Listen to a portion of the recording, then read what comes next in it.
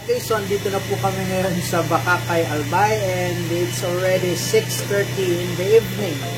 So, natapos namin lahat ang transfer of ownership hanggang sa delivery ngayong araw. Ngayon, ipapareceive na lang namin kay ma'am yung sasakyan, and at the same time, magsasign na lang po si ma'am ng contract sa Southeast Link Finance Corporation.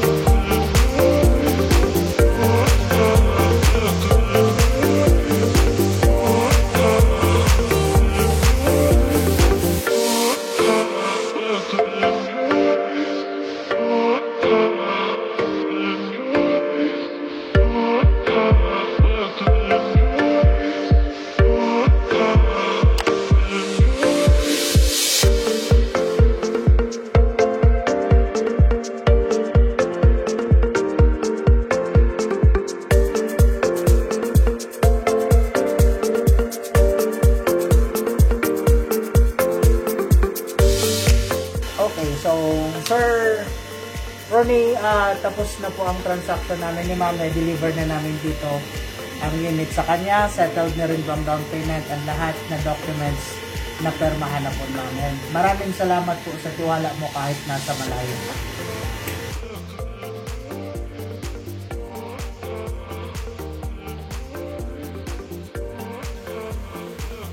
Good morning Bicol Auto Search, good morning sa aming pong mga followers. And ngayon is Monday, June 11, 2021.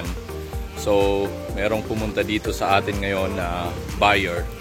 So ang target niya sana is itong ating Vios 2013 at tinest drive niya na ito. At ito yung ipinunta niya dito upang bayaran, pero nung dumating siya dito ay nakita niya yung ating Mitsubishi Mirage 2000 acquired ng 2019. So biglang nagbago ang kanyang isip at tinest drive nila ito, tiningnan nila, nakita nila na mas maganda and kaya naman yung presyo. So nakapag-decide sila na ito yung kukunin nila.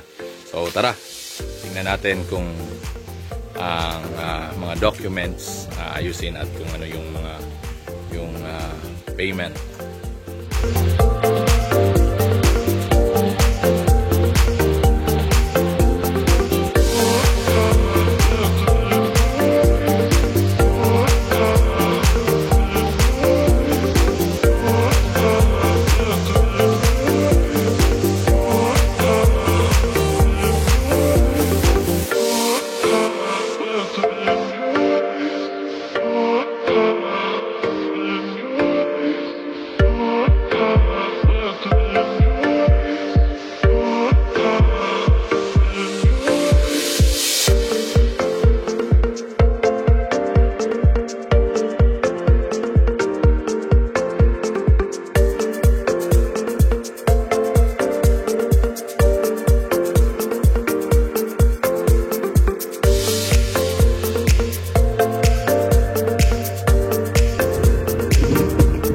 Good morning Bicol Auto Search, good morning sa inyong lahat.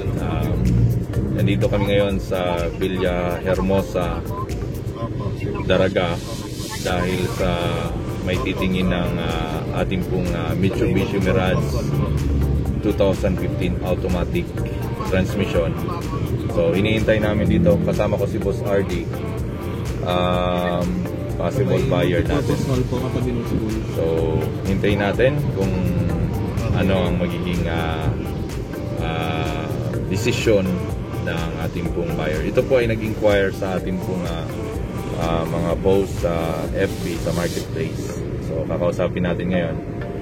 And after this, kung hindi pa sila makapag-decide, meron pa kaming isang kausap ni Boss RD sa Legazpi City na titingin din ang ating pong Mitsubishi Mirage automatic transmission 2015. So, abangan nyo guys kung maglalakad ba kaming pauwi ni Boss RD simula dito sa Villahermosa or susunduin kami ng mga tao doon sa office. Guys, nandito na yung buyer natin. Okay po. Pinapadala niya yung unit natin sa bahay nila. So, medyo natatakot na naman ako sa mga ganito eh. Kasi kapag ipinapapasok sa bahay nila yung sasakyan, medyo parang malapit na eh. Parang malapit na sa katotohanan. Kaya abangan nyo guys, susundan namin si Sir papunta sa bahay nila.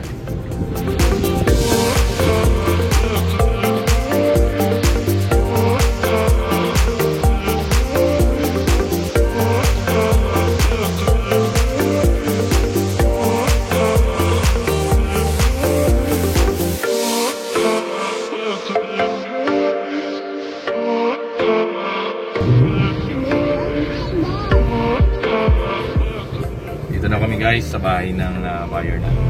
Hintayin natin kung anong pinapark na po, pinapasok kami. Pero kalahati lang. Kalahati lang pinapasok. Oops. Okay.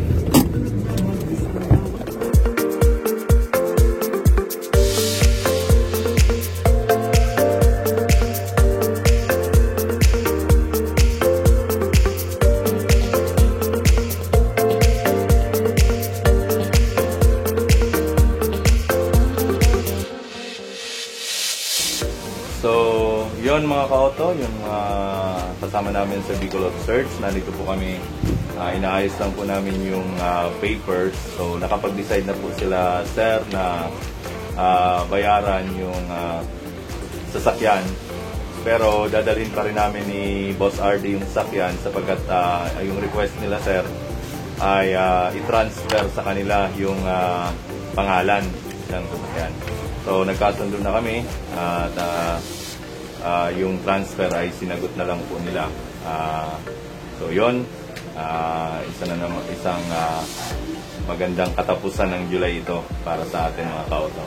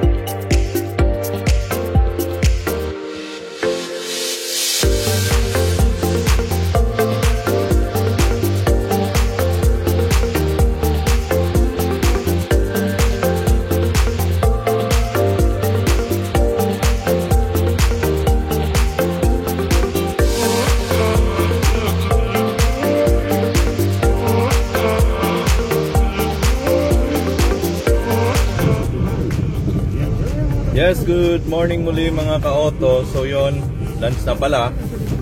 Medyo gutom na kami ni Boss RD. Kami po ay palabas na mula doon sa ating client. Okay na po, close deal na po. Kinuha po nila itong sasakyan. Kaya lang, dinala ulit namin dahil gusto nila pati yung transfer ng ownership ay asikasuhin na namin. So, sabi nila, nagtiwala naman sa atin na ibigay na yung payment at yung pagkatapos, Monday or Tuesday na matapos yung papel ay ibabalik na natin sa kanila. So, yun. At salamat sa Panginoon na iningatan kami ni Boss RD sa biyaheng ito.